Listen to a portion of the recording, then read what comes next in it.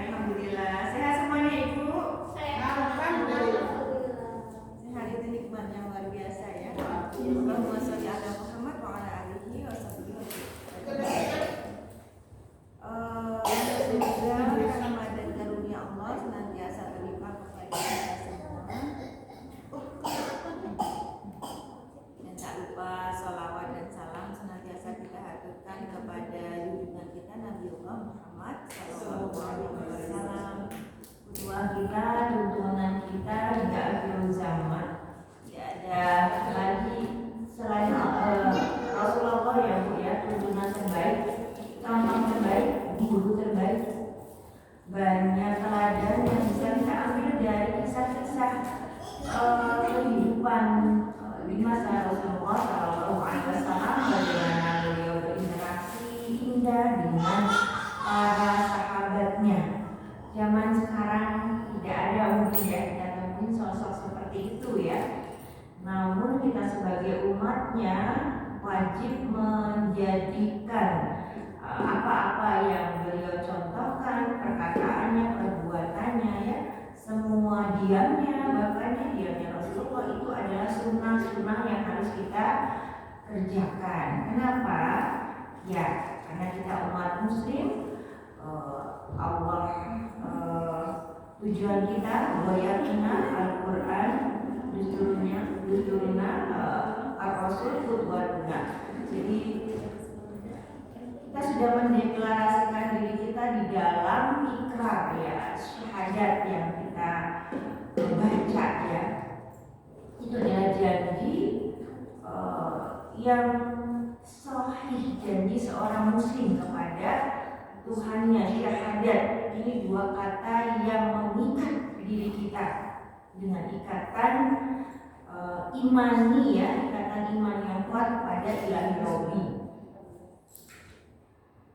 Syahadu an la ilaha illallah, aku bersaksi bahwa hanya tiada Tuhan selain Allah, hanya satu ya Tuhan kita, Allah Subhanahu wa taala. Wa syahadu anna Muhammadar Rasulullah, dan aku bersaksi bahwa ya, Nabi Muhammad adalah utusan Allah satu-satunya, nabi terakhir, tidak ada nabi setelahnya. Maka disinilah wajibnya kita mengikuti semua tuntunan Islam yang Allah firmankan langsung di dalam kitab mulia yang dihadiahkan. Ini kitab istimewa ya untuk umat muslim semua ya di dunia ini, yaitu Al-Quranul Karim. Banyak contoh, banyak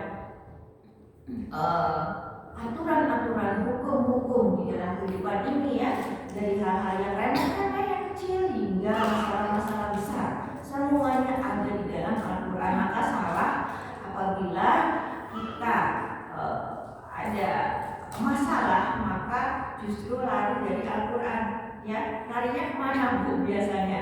Orang-orang yang tidak kuat ikatan iman, tidak kuat syahadatnya kepada Allah, larinya kemana? Mana dia mau ya? Dia lari ke tempat-tempat yang tidak seharusnya dituju, tempat-tempat yang justru melalaikan dia, semakin membuat dia semakin jauh dari Allah, tempat-tempat yang menjerumuskan dia semakin jauh ya kepada kemaksiatan, kesesatan. Lagi pusing datang ke tempat-tempat menghilangkan stres sementara. Dunia itu kan cuma mampir minum ya, ini ditambah lagi dengan masalah. Jadi menyelesaikan masalah dengan masalah. Labing ya, saya tidak menuduh orang-orang di situ semuanya orang-orang buruk, tidak. Karena semua manusia berpotensi untuk menjadi baik. Namun biasanya orang baik dia tidak akan mendatangi tempat-tempat yang menjerumuskannya. Banyak tapi ya, alhamdulillah, sebagian dari saudara kita ketika galau, resah itu larinya kepada Al-Quran. Alhamdulillah, karena itu memang kitab yang harus menjadi tuntunan. Selain Al-Quran ada Al-Hadis ya, bagaimana Rasulullah menyelesaikan setiap masalah yang muncul itu dengan bijak, tidak ada emosi, kemarahan ya, semuanya dengan ketenangan hati, ketawaduan. Masya Allah ya, indah banget ya kalau kita hidup di masa itu ya. Namun kita hambanya umat Nabi yang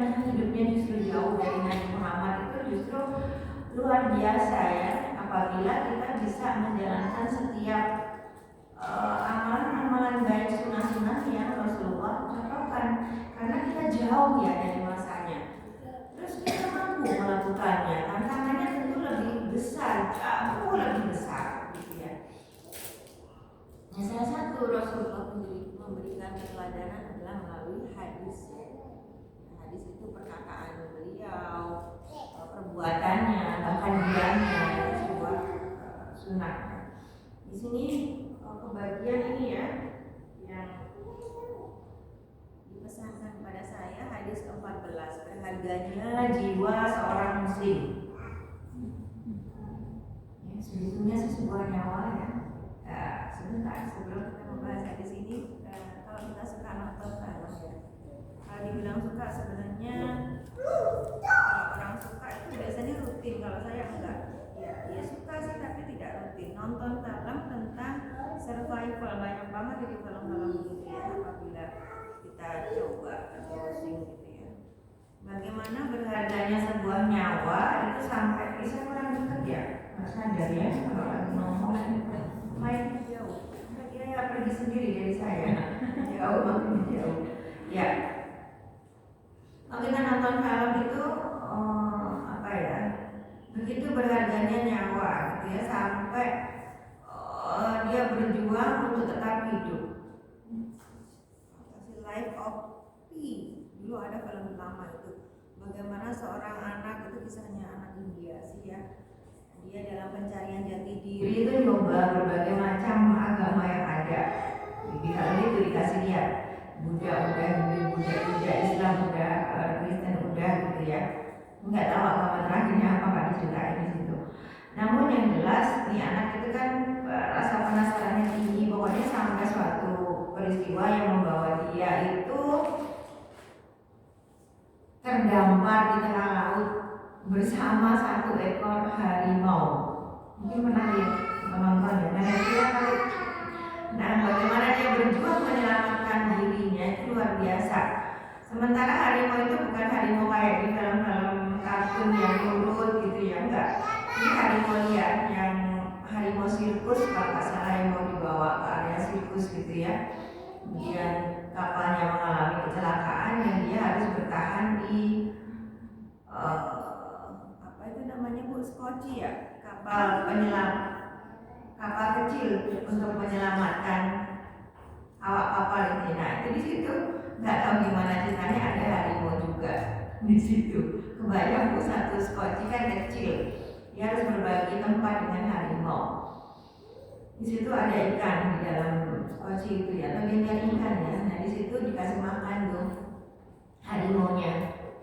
Tapi dia berusaha menyelamatkan nyawanya juga gitu ya. Dia nggak mau mati konyol, dia juga nggak mau kecebur ke laut, minggir-minggir ketakutan sama harimau di skoci itu. Tapi dia juga harus berusaha nggak kecebur ke laut, nggak mau mati gitu ya. Itu orang normal berarti.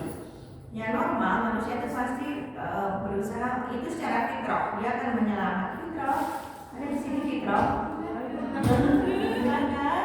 Ya, itu ya namanya fitrah. Disebut secara fitrah atau manusiawi, manusia itu pasti akan menyelamatkan dirinya ketika dalam kondisi yang terdesak, terhimpit, membahayakan. Itu orang normal ya. Tapi kalau dia tidak normal ya, dari hopeless gitu ya, maka kematian itu dicari, makanya itu jadinya haram. Berharganya juga seorang muslim ya, haram kalau dia jadi bunuh diri gitu ya. Nah, di sini apa sih? Hadisnya saya tidak sempat mengkopas ya tadi ya. Ya beginilah kalau tidak secanggih Mbak Fitra atau Mbak Aryani ya. Mbak siapa? Mbak Titi. Mbak Titi lagi, Mbak siapa? Mbak Titi benar ya? Ya kan canggih ya kalau lagi di depan ya. Atau Mbak Ani canggih juga nggak? Di depan laptop enggak? Sama dong kita. Sama. Ini tadi lama ya. Gimana supaya bisa masuk semua ke PowerPoint? Saya malas copy paste dari sumber-sumber yang nggak jelas. Kalau di internet itu ya, saya lebih senang itu kan ngetik dari bukunya, tetapi saya nggak bisa tulisan Arabnya gitu. Ya udah repot juga ya. Nah, redaksi hadis saya coba baca. Bismillah, Mbak. Timernya jangan lupa ya. Kita time outin kayaknya kalau udah waktunya sampai setengah 12. Setengah 12 sudah semua selesai Pak. Sudah clear. Ya, kalau diingatkan. Terima kasih. Beraganya jiwa seorang muslim an ibni Mas'ud radhiyallahu anhu qala Rasulullah sallallahu alaihi wasallam la yahillu damu mri'in muslimin yashhadu an la ilaha illallah yashhadu an la ilaha illallah wa anni rasulullah illa bi ihda salat. Kalau baca bahasa Arab tuh jadi ingat Ustaz Abdul Somad ya. Jauh banget saya sama Ustaz Abdul ya kalau baca bahasa Arab. Tidak saya belibet-libet gitu ya. Tapi saya berusaha untuk bisa karena bahasa Arab itu istimewa ya. As-sayyibu as-sani wan nafsu bin nafsi wa tariku lid-dinihi al-mufariqu lil jamaah. Jadi Ibnu Mas'ud berkata bahwa Rasulullah sallallahu alaihi wasallam tidak halal darah seorang muslim yang bersaksi bahwa tiada Tuhan yang pantas disembah selain Allah. Dan sesungguhnya aku adalah utusan Allah. Kecuali karena salah satu dari 3 hal. Ya, ada yang orang sudah menikah terus berzina, pembunuh, murtad, dan memisahkan diri dari jamaah kaum muslimin. Hadis riwayat Bukhari Muslim. Hadis ini sebenarnya sedang membicarakan tidak halalnya darah ditumpahkan kepada sesama muslim yang sudah bersyahadat, ya, yang bersaksi atas nama tidak Tuhan selain Allah, Muhammad Rasulullah. Jadi kita tidak boleh membunuh. La yahillu damu. Dengan salah satu dari 3 hal. Dibolehkan kecuali jika ada kemaksiatan yang terjadi. Ya, apa aja itu? Kita akan bahas di sini.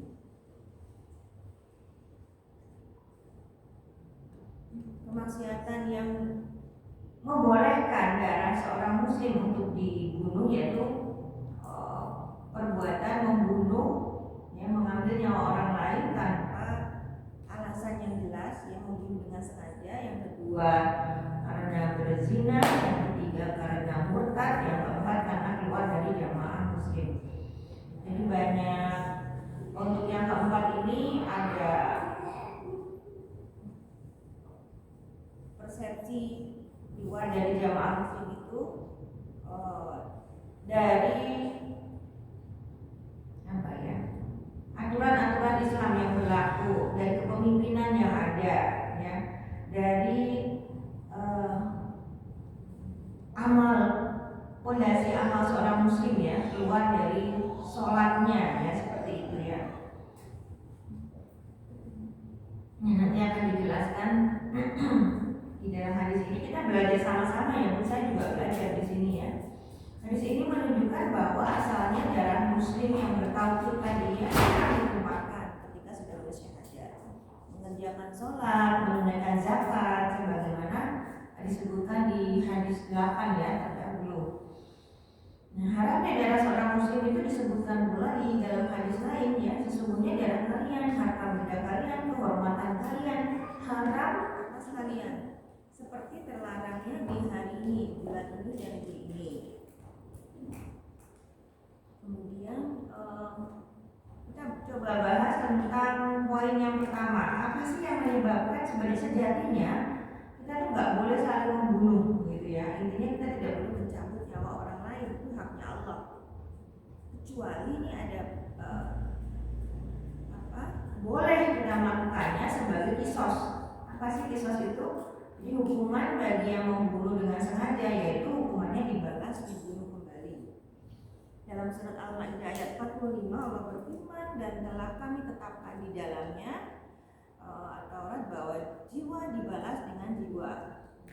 Dalam surat Al-Baqarah, dan dalam kisah itu ada jaminan kelangsungan hidup bagimu, wahai orang-orang yang berakal. Di sini disebut orang-orang yang berakal. Maksudnya apa?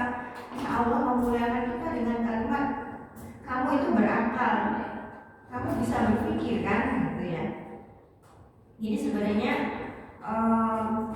dengan ayat ini kita seharusnya bisa memahami bahwa kisos itu bukan untuk mencederai, melukai orang atau menyusahkan ya, terutama bagi orang yang dikisos dan keluarga yang ditinggalkan oleh orang yang dikisos tadi. Kisos itu salah satu dari hukum yang memang secara jumhur ulama itu membolehkan ya. Dalil-dalilnya tidak jelas. Al-Baqarah, Al-Maidah ya. Yang di sini hadis riwayat An-Nasai, dosa membunuh seorang mukmin lebih besar daripada hancurnya dunia. Ini menunjukkan sangat berharganya nyawa ya, sebuah nyawa. Ya. Lanjut. Nanti tentang kisos kita akan baca ya. Ini ada panjang ya, bahwa kisos itu sebenarnya ya.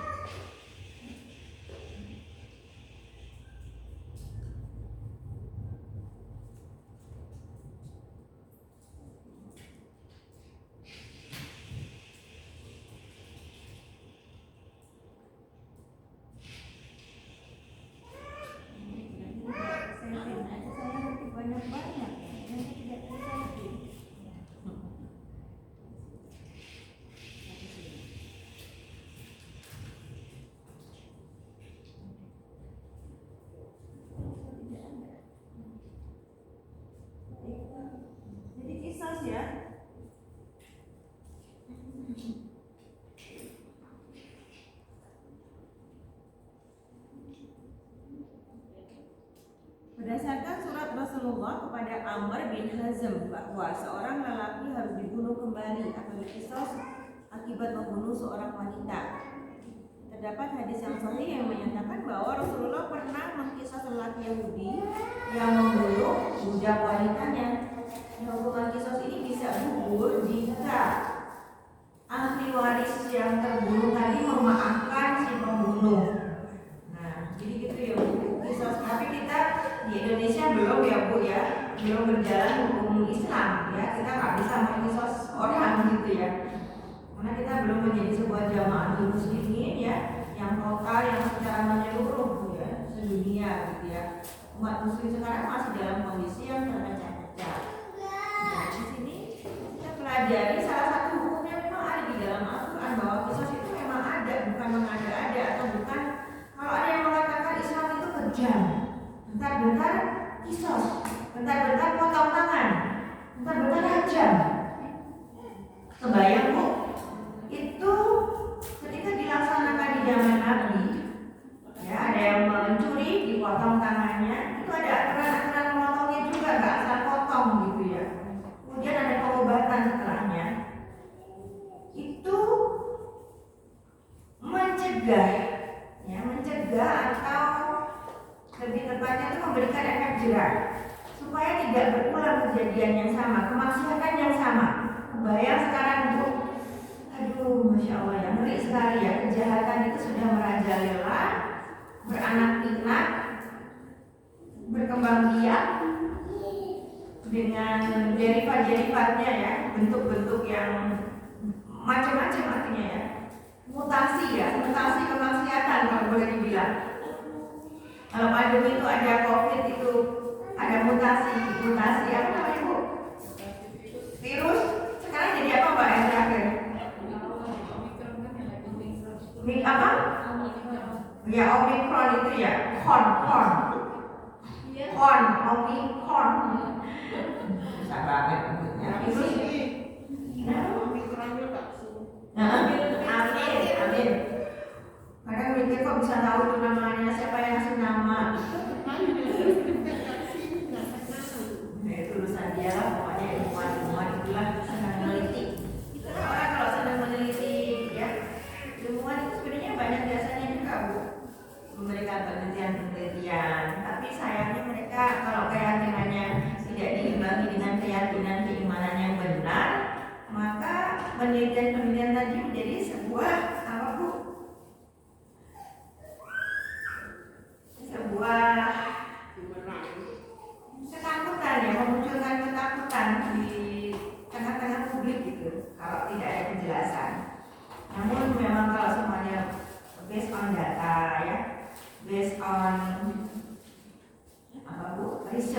ya silakan saja, asal tidak memunculkan ketakutan dan kita segera melakukan pencegahan yang baik, jangan telat ya. Kita termasuk telat gitu ya, 2 tahun lalu itu kita terlalu pede, COVID nggak akan masuk ke Indonesia gitu ya.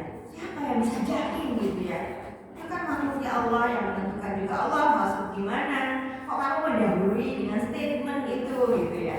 Seharusnya langkah yang dilakukan adalah memang pencegahan sedini mungkin ya, karena ternyata memang fatal efek COVID itu tidak hanya kepada kematian tetapi kepada sektor ekonomi ya, ketahanan pangan juga ketahanan keluarga meningkat, itu kasus perceraian juga meningkat, semuanya berdampak merembet ya.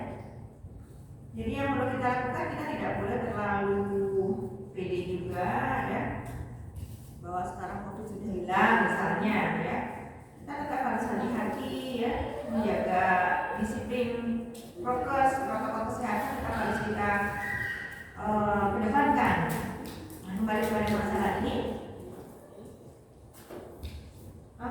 tadi kita ngomongin mutasi kan Bu ya, kejahatan atau kemaksiatan itu bermutasi kalau tidak dijalankan hukum yang benar ya.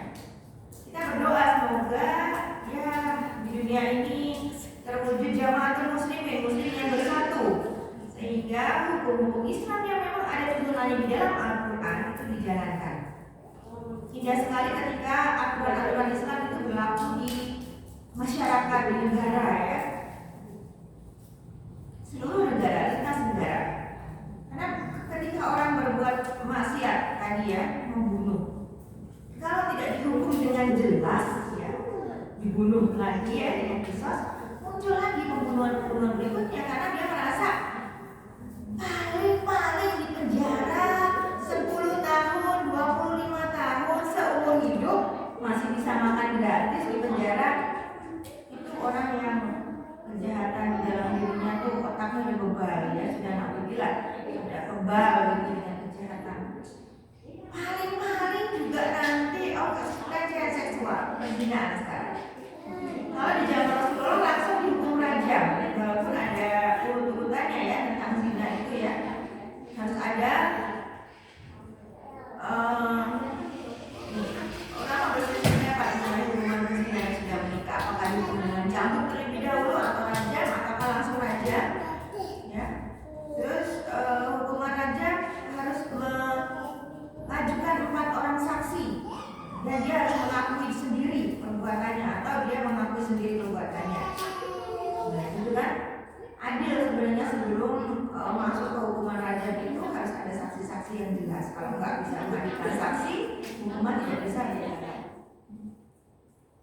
Kalau orang berzina sekarang, perzinahan bentuknya macam-macam ya Bu ya, dan banyak ya. Naudzubillah min dzalik, bahkan terhadap anak kecil bentuknya pelecehan seksual, naudzubillah min dzalik, karena tidak tegas hukumnya ya, tidak berjalan dengan adil bersama hukum. Tapi yang jelas saya berteman juga dengan teman saya ya, pengacara gitu, dia bercerita bagaimana hukum untuk melindungi anak-anak dari pelecehan seksual itu belum ada sebenarnya, tidak kuat gitu ya. Tapi memang ketika ada sebuah pelecehan itu ada berita acara dulu ya, pelapor dulu ya, yang melaporkan mau dilaporkan atau tidak. Kalau pihak keluarganya tidak mau ya berarti tidak berjalan prosesnya. Tapi sekarang hati-hati ya Bu ya, karena ini yang saya dapat dari pelatihan PKDRT dan pelayanan serta pendampingan anak, perlindungan anak ya. Itu kejahatan itu banyak di tempat-tempat musola gitu ya. Bukan orang Islam juga yang melakukan, belum tentu. Karena tempat musola itu sepi, anak-anak suka ada di musola. Ya, anak-anak diingatkan kalau musola masih sepi sebaiknya menunggu teman bersama-sama.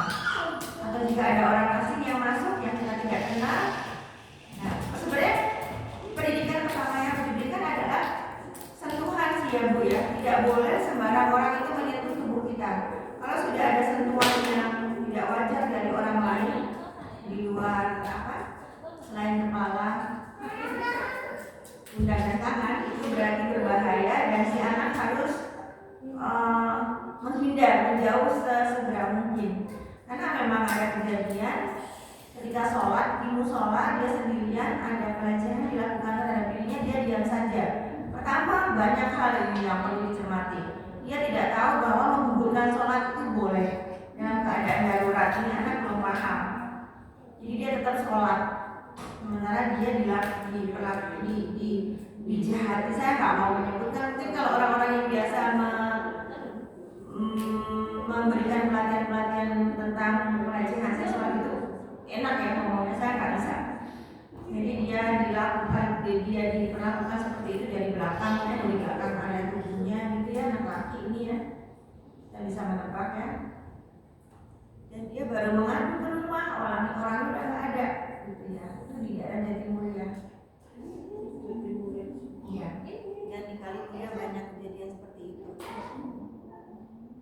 Ada juga yang orang tuanya tidak mau tuh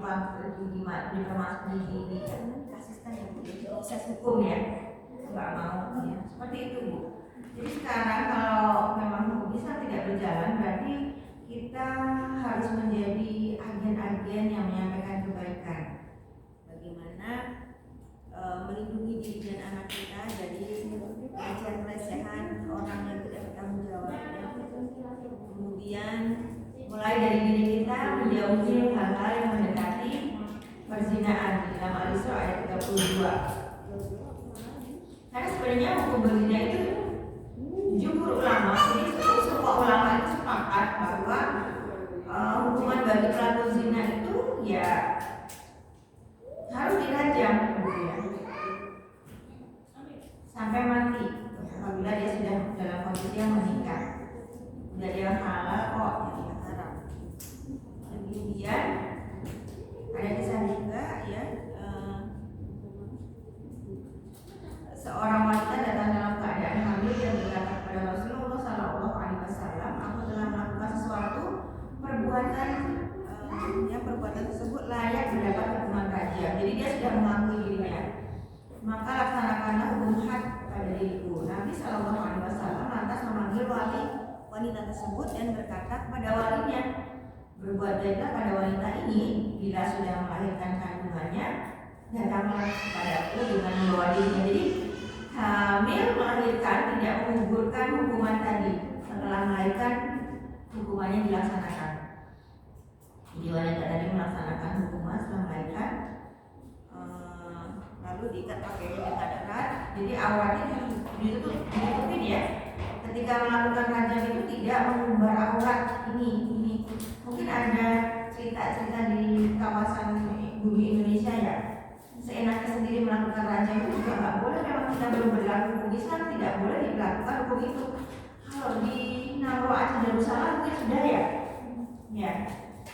itu satu wilayah. Tapi sebenarnya kalau kita mengacu pada hukum Islam itu baru bisa berjalan ketika sudah secara menyeluruh umat Islam ini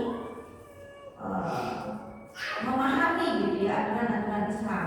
Pemimpinannya juga berdasarkan aturan-aturan Islam. Kalau sekarang kan belum Bu ya. Pemerintahan kita masih belum berlanjut seperti zamannya Nabi, di mana landasan hukum Islam ya itu dijadikan sebuah hukum yang mutlak ya. Hukum negara. Negara kita hukumnya masih kepada apa Bu? Negara kita masih mengikuti hukum-hukum yang dulu dari Belanda gitu ya. Masih turunan-turunan dari hukum-hukum sekuler. Ya. Jadi wanita tersebut ditutup rapi pakaiannya ya, sehingga ketika dilaksanakan raja, masya Allah ya ini memang sampai meninggal ya, beliau menyolatkannya. Jadi menghormati sebenarnya itu sebuah hukuman yang memang kalau orang nggak paham Islam tuh menganggap Islam itu barbar, bentar-bentar kisos, bentar-bentar aja, bentar-bentar potong tangan gitu ya. Padahal semuanya ada aturannya juga, ini nggak ujuk-ujuk gitu ya. Rasulullah sangat menghormati. Dia sedang hamil, dia harus menyusui anaknya terlebih dahulu ya, mengurus anaknya sampai tuntas ya, minum ASI ya, hak-hak bayinya dipenuhi, lalu ibunya. Lah daripada dihukum di akhirat Bu, enakan mana Bu? Nah, alhamdulillah jangan sampai kita melakukan kejahatan seperti ini, tapi diberikan pilihan daripada kita disiksa di neraka ya sehari itu 1000 tahun, apa nggak lebih baik di dunia 1 hari selesai gitu ya. Ya Rasulullah pun menyelamatkannya ya. Kenapa kau menyelamatkannya? Di rumah bertanya. Padahal dia berbuat zina. Rasulullah bersabda, wanita ini kan telah bertobat dengan taubatnya. Ya dengan diranya tadi dia telah bertobat ya. Wanita ini telah bertobat dengan tobat yang seandainya tobatnya tersebut dibagi kepada 70 orang dari penduduk Madinah, itu bisa mencukupi mereka. Apakah kau dapat taubat yang lebih baik dari seorang yang mengorbankan jiwanya karena Allah? Jadi perempuan tadi mengorbankan jiwanya karena Allah. Ya, sekarang tentang murtad. Ya, kemaksiatan yang ketiga yang membolehkan seorang muslim dibunuh. Tadinya muslim, kalau udah murtad bukan muslim ya. Itu ketika dia keluar dari Islam. Dia tidak diajak bertobat, dia nggak mau bertobat kembali kepada Islam, maka ada pahala darahnya dibunuh ya. Rasulullah bersabda, siapa yang mengubah agamanya yang di dalam kitab As-Sunan Ibnu Abbas, siapa yang mengubah agamanya maka bunuhlah dia. Hal ini berlaku juga untuk laki dan perempuan. Namun mazhab Hanafi memiliki pendapat yang berbeda. Maaf ya Bu ya, boleh ke WA dulu? Boleh, silakan. Hubungan sama jemuran.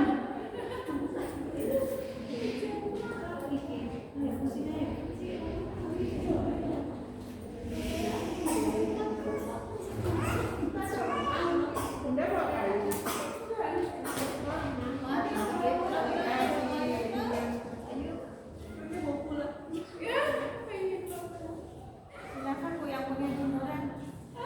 Hari emak nasional kita ternyata. Kalau saya pikir tadi menjadi momen untuk menghibur nasional hari ini.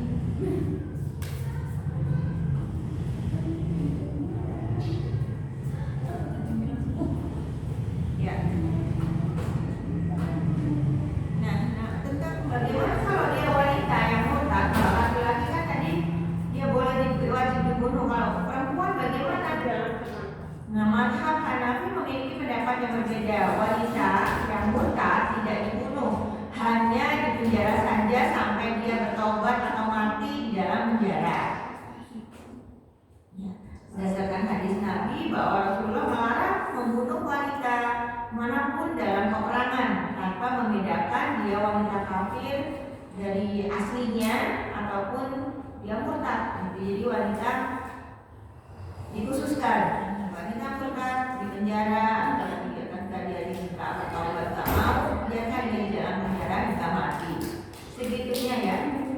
Hukum ini dibuat sekali lagi justru untuk memberikan perlindungan kepada kita umat muslim ya, memberikan penguatan kepada umat muslim betapa mulianya agama yang sudah kamu peroleh itu sebuah hadiah hidayah terindah dari Allah. Menjadi muslim itu hidayah terindah. Tiba-tiba itu digadaikan, dijual, ditukar, ya murtad gitu ya. Nggak tahu karena cinta kepada seseorang, karena harta dia butuh duit, suruh pindah agama mau, gitu ya. Namun bila dizalik. Nah, lain lagi nih ceritanya, bagaimana kalau dia meninggalkan aturan-aturan Islam ya, keluar dari jamaah Islam, meninggalkan aturan-aturan Islam. Salah satunya fondasi dasar seorang muslim itu ada pada sholatnya ya. Para ulama berpendapat jika dia meninggalkan sholat karena mengingkarinya maka dia wajib dibunuh. Dia tidak mengingkari, dia tidak percaya kalau sholat itu bagian dari rukun. Rukun apa Bu? Sholat. Rukun apa? Nenek kira? Rukun Islam. Ya, ada. Rukun Islam ada 5. Yang pertama apa Bu? Syahadat. Yang kedua, yang ketiga ketiga, yang keempat, yang kelima. Iya, seneng banget tuh adik-adik langsung nengok. Makanya nyanyi ya adik ya. Iya, jadi rukun Islam ya. Dia tidak meyakini, berarti dia menggugurkan dirinya terhadap menggugurkan keyakinannya terhadap rukun Islam. Kalau salah satu dari yang 5 tadi dia tidak yakin tentang sholat. Kalau dia tidak yakin karena tidak percaya sholat itu wajib, dia bagian dari rukun Islam yang wajib dikerjakan, maka dia boleh dibunuh, wajib dibunuh, bukan boleh ya, malah wajib ya. Tapi kalau karena malas, nah ini ada perbedaan pendapat. Gimana kalau orang yang malas sholatnya? Jadi orang yang malas sholat itu dia bisa dihukumi dengan fasik ya. Ada yang malas sholat atau malu. Gimana malu? Karena saya menemui sendiri ya. Dia dari kecil tidak pernah kalau nggak sholat nggak pernah diikop sama atau dihukum atau dikasih tahu di keluarganya, biarin aja. Terus dia nggak diajarin sholat juga, sholat yang benar. Lama-lama dia nggak tahu itu sholat kayak gimana caranya, walaupun dia Islam. Alhamdulillah ya Bu ya. Ada loh tuh banyak kayak gitu. Dia Islam dari lahir tapi baru belajar sholatnya pas udah gede. Nah, dia malu untuk sholat gitu ya. Kalau ketahuan orang tuh malu gitu ya. Aku baru sholat sekarang dan sholatnya masih nggak ngerti gitu ya. Nah, ini nggak bisa disamakan hukumannya. Dia bisa dihukumi fasik, orang yang melalaikan saja tapi tidak meninggalkan. Beda ya Bu ya. Yang meninggalkan sholat karena mengingkarinya sama yang melalaikan karena dia malu atau malas. Tentang masalah meninggalkan sholat karena mengingkarinya, mayoritas ulama berpendapat dia diajak bertobat dan dia memang harus bertobat. Dan jika dia tidak mau, dia boleh dibunuh sebagai hukuman baginya, bukan sebagai orang kafir. Nah, namun Imam Ahmad dan sebagian Malikiyah, penganut mazhab Maliki, berpendapat orang tersebut harus dibunuh sebagai orang kafir. Namun pendapat Hanafiyah, orang dengan mazhab Hanafi, orang tersebut dipenjara sampai mau mengerjakan sholat, atau kalau dia tidak mau ya biarkan saja dia mati dalam penjara. Jadi memang masalah sholat itu masalah fondasi ya Bu ya, fundamental bagi seorang muslim. Kebayang kalau dia ngaku muslim seumur hidup sehingga wafat dia nggak sholat, nauzubillah min dzalik. Kita coba surat Ar-Rum ayat 31. Bismillah. Dirikanlah sholat, janganlah kalian termasuk orang-orang yang musyrik. Begitu firman Allah memberikan perintah kepada kita hambanya ya, umat muslim. Dirikanlah sholat ya, dan jelas ini perintah ya untuk sholat. Janganlah kalian termasuk orang-orang yang musyrik. Yang membedakan kita dengan orang kafir itu ada di sholatnya ya Bu ya. Itu ya. Saya sering ngomong gitu sama si kecil gitu kalau gitu ya. Saya bilang yang membedakan muslim dengan kafir ada pada iya muslim gitu. Tapi sebelumnya udah cerita dulu Bu, nggak ujung-ujung begitu. Jadi ada cerita dulu mengawali bagaimana seorang muslim dan seorang muslim, bagaimana sholat itu menjadi pembeda. Itu semua dijelasin duluan ke anak.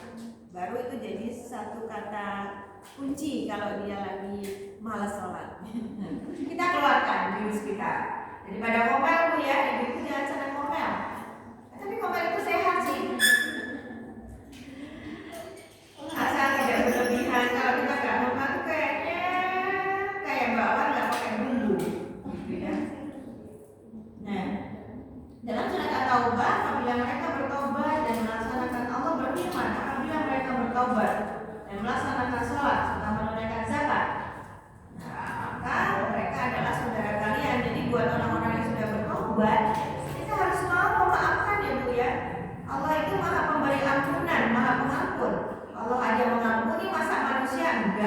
ya. Orang saudaranya udah bertobat, tadinya dia suka main gaple, mungkin tuh di perempatan itu misalkan gitu ya. Sambil minum ya, minum alkohol, mati minum alkohol. Ya, kemudian dia bertobat gitu ya, benar-benar bertobat. Dan Allah menjadi sanksinya, dia mulai rajin ke masjid, tidak nampak lagi berkerumun main gaple, ngadu ayam. Dikira ngadu ayam itu bukan maksiat loh, padahal itu maksiat juga. Dia bertobat, kita tetangga dekatnya, ya se-RT nih ya, jangan malah itu kan itu lagi di masjid ini, itu kan dulu yang dia suka sweet sambil main gaple gitu. Kalau ada orang cewek lewat sweet gitu ya, tapi kenapa dia ada di masjid gitu ya, menjauh, nggak mau saling sok gitu. Jangan begitu ya. Kita harus memberikan ruang bagi orang yang bertobat supaya tobatnya semakin kuat. Ya ibu-ibu ya, kita harus memberi ruang buat saudara-saudara kita yang sudah tobat, memberi kesempatan, memberi ruang, merangkul ya, menggendong merangkul supaya dia merasa nyaman dan semakin kuat tobatnya. Karena bisa jadi orang tobat itu melemah lagi, mental lagi dia, karena udah bertobat dijauhi masih dikata sini, ya udah deh sekalian aja, nggak mau tobat, akhirnya balik lagi gitu ya. Sekali lagi orang tobat itu dirangkul, bukan digendong. Ya, bukan dijauhi ya Bu ya. Nah kemudian hadis riwayat Muslim ya. Nah ini dia, ternyata ada hadisnya gitu. Saya bilang kasih anak itu tadi hadis yang aku bilang. Padahal saya nggak tahu kalau itu hadis tadinya ya. Saya cuma bilang yang membedakan seorang muslim dengan kafir itu sholatnya gitu. Ternyata ada hadisnya Bu. Hadis riwayat Muslim dan Ahmad. Mbak Fitra, oh di belakang. Operator ya. Pemisah antara seorang muslim dan kafir adalah meninggalkan sholatnya. Yang sekali-sekali pun kita meninggalkan sholat. Kemudian dalam sebuah riwayat Abu Dawud dan Tirmidzi, Rasulullah bersabda, perjanjian yang mengikat antara kami dan mereka adalah sholat ya. Perjanjian ya antara kami dan mereka adalah sholat. Siapa yang meninggalkannya berarti dia telah kafir. Jadi statement Rasulullah, sabda Rasulullah itu mutlak ya. Maaf saya mau di sini dulu ya Bu.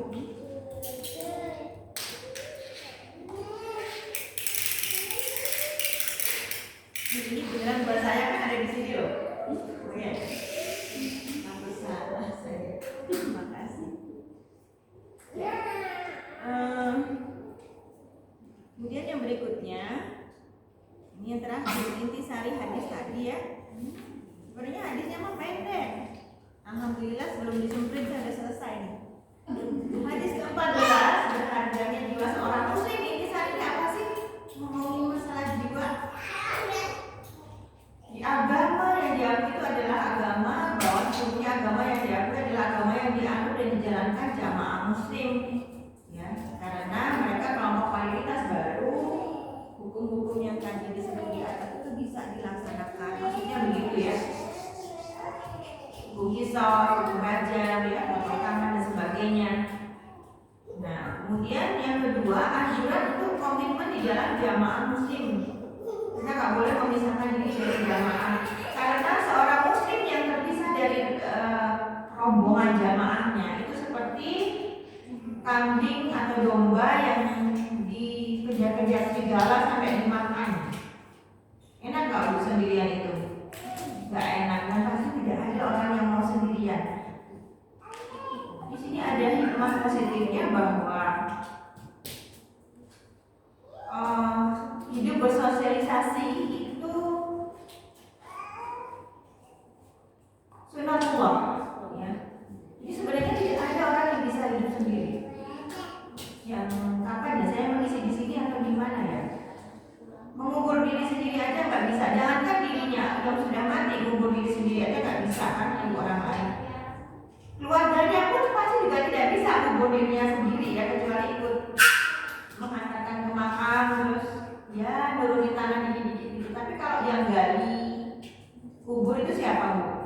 tukang gali kubur. Jarang ya ada keluarga yang wafat anaknya gali kubur orang tuanya sendiri. Ya kalau ada, masya Allah ya, masya Allah, masya Allah. Ya. Kemudian ada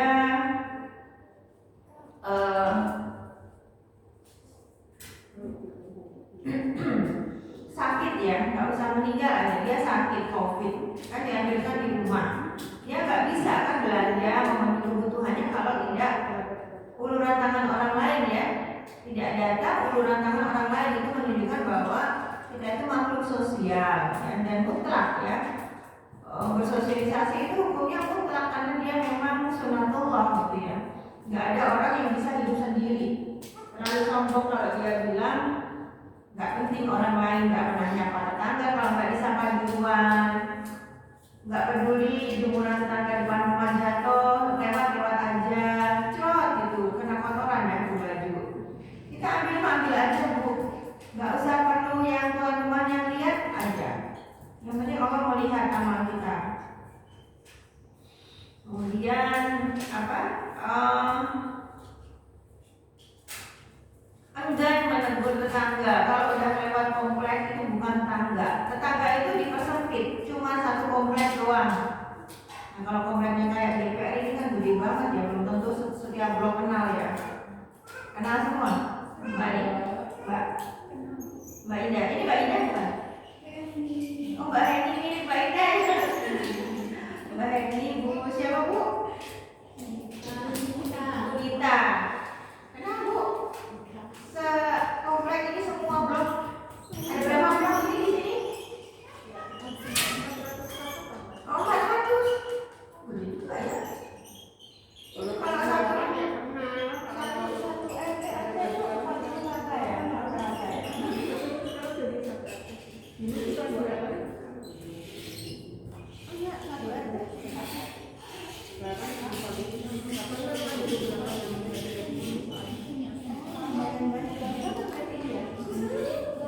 Ya. Nah ada yang gitu kalau kayak tadi ya tempat tinggal saya paling cuma 35 kakak ya, keluar komplek udah nggak bisa tetangga. Bodoh amat, kayak jalan itu kayak kereta api tuh, lurus ada nggak belok-belok. Maksudnya nggak nengok-nengok gitu ya, nggak tegur kiri tegur kanan. Gua nggak kenal bukan tetangga.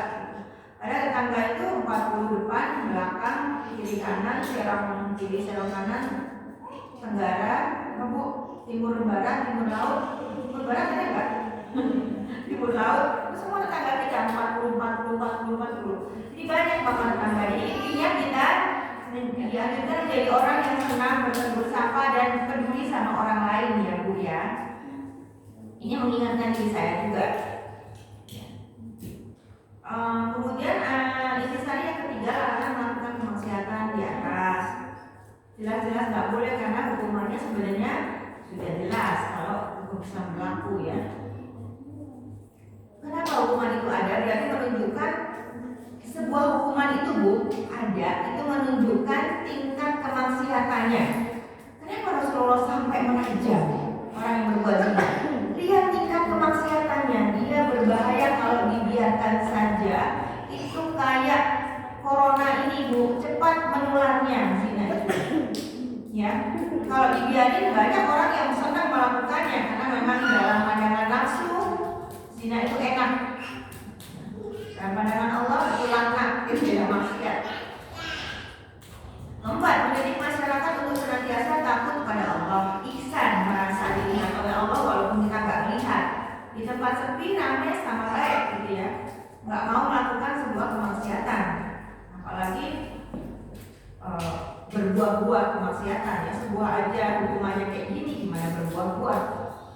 Yang kelima, hukuman yang diadakan dalam Islam itu sebenarnya untuk memberikan efek jerah supaya tidak mengulang, bukan menyusahkan. Ini bentuk preventif pencegahan supaya tidak banyak orang melakukannya. Potong tangan, kalau maling, pencuri motor, begal, rampok itu langsung dipotong tangannya, selesai. Hukum itu berjalan, selesai, nggak akan ada berulang ya. Paling jumlahnya sangat kecil, 0,9% kali ya. Karena takut tangannya dipotong, hidupnya sudah tidak bisa berarti kalau salah satu anggota tubuhnya nggak ada. rendah. Artinya orang lain takut melakukan zaman Rasulullah. Ya. Yang keenam, syarat qisas menurut Islam. Jadi ini sudah kita bahas. Jadi kalau qisas itu sebaiknya dilakukan oleh ahli waris atau hakim, ya, pemimpin sebuah negeri. Ya, hakim yang melaksanakan qisas gitu ya. Jadi nanti ada aturan-aturan tersendiri dan kita tidak bahas di sini. Demikian, mudah-mudahan dari yang kita sampaikan itu dan kami sampaikan, yang saya sampaikan diberkatkan karena diberikan mau disebut Mbak Aryan ini. Jadi yang saya sampaikan semoga ada hikmah manfaat yang bisa kita ambil. Untuk saya pribadi itu bagian dari belajar dan muhasabah saya juga ya, untuk melakukan kemaksiatan 3 hal tadi. Karena sebenarnya yang dibahas dalam hadis ini kan tidak boleh membunuh ya intinya, kecuali 3 hal. Kenapa boleh yang 3 tadi? Itu menunjukkan tingkat kemaksiatannya yang sudah level abu. Kalau ada buat cabai level 50 pedasnya gitu kali ya. Ini tingkat kemaksiatannya yang udah level tinggi banget. Makanya sampai ada hukuman-hukuman membunuh boleh untuk ketiga kemaksiatan tadi. Astagfirullahaladzim. Alhamdulillah kita bersyukur dalam keadaan di negara muslim yang aman, damai, sejahtera insyaallah. Semoga kepemimpinan mendatang ya, negeri kita ini semakin banyak dipimpin oleh orang-orang muslim yang betul-betul mutakin ya, yang menjadi imamul mutakin, pemimpin bagi orang-orang yang mutakin. Berarti dia seorang yang luar biasa mutakin ya, seorang yang bertakwa. Kita berharap kepemimpinan di negeri kita bisa menjalankan hukum-hukum Islam dengan baik. Ya, kalau hukum Islam berjalan dengan baik, sebenarnya justru mengayomi yang bukan muslim. Semuanya hidup damai di dalamnya. Karena sekarang Islam tidak berjalan, kita juga sering dituduh oleh yang pihak sebelah gitu ya, non muslim gitu, sering menuduh mereka menganggap kita umat muslim mendiskreditkan, meminoritaskan. Really? Nggak kebalik gitu kalau saya. Ya, harus lihat. Alhamdulillah, astagfirullahaladzim. Saya tutup dengan doa penutup majelis bersama-sama. Subhanakallahumma wa bihamdika asyhadu an la ilaha illa anta astaghfiruka wa atubu ilaik. Assalamualaikum warahmatullahi wabarakatuh. Waalaikumsalam. Mbak Aryani, nanti saya edit dulu ya materinya, kayaknya tadi kurang. Sampai jumpa ibu-ibu yang di Jimin. Ada siapa aja nih? Ada Teh Sofia, Kak Kita, Teh Aryani,